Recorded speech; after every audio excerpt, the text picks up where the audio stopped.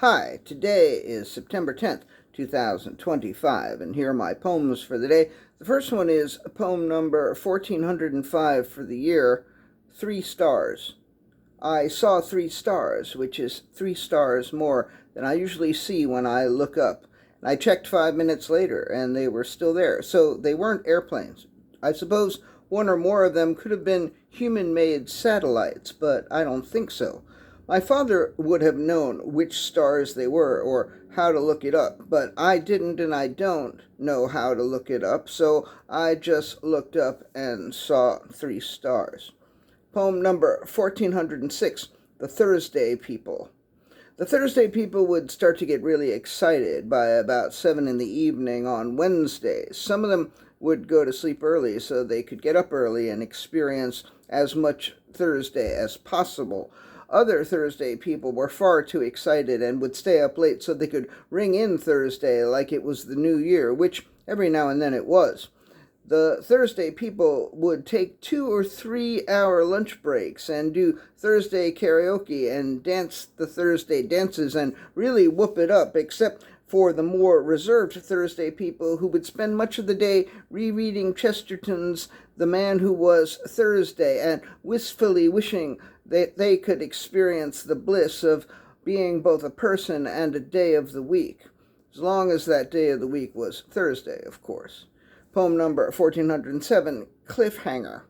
I once knew a guy named Cliff Notes, except, of course, once again, I'm lying. I was always fucking with him because he was always telling these long-ass stories, these shaggy dog tales, and I'd always be like, can you give me the Reader's Digest condensed version, or can you try to make a long story short, or can you cut to the chase, which was funny because I knew someone else whose name was Chase, except, of course, once again, I'm lying.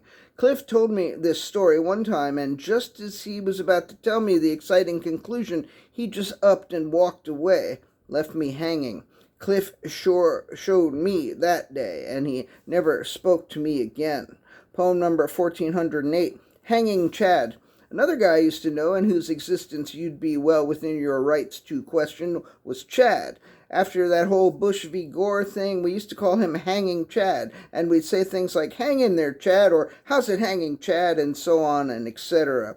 As tedious, as unfunny as we were relatively hilarious for that time. Of course, you'd be well within your rights to question that assertion as well. In fact, the more convinced you are of my credibility, the more I question yours. Poem number 1409, The More I Question Your Credulity. That's what it should be. The more convinced you are of my credibility, the more I question your credulity.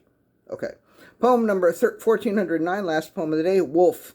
There was also a person who I used to call Momo Mampoopatu Hawkins Neuteroni Boomer, and even though that is actually true, I wouldn't expect anyone to believe me except maybe Momo, and a few other people. At this point, I'm the boy who cried wolf when it comes to naming names, so I'd be hard-pressed to convince anyone of my veracity at this point.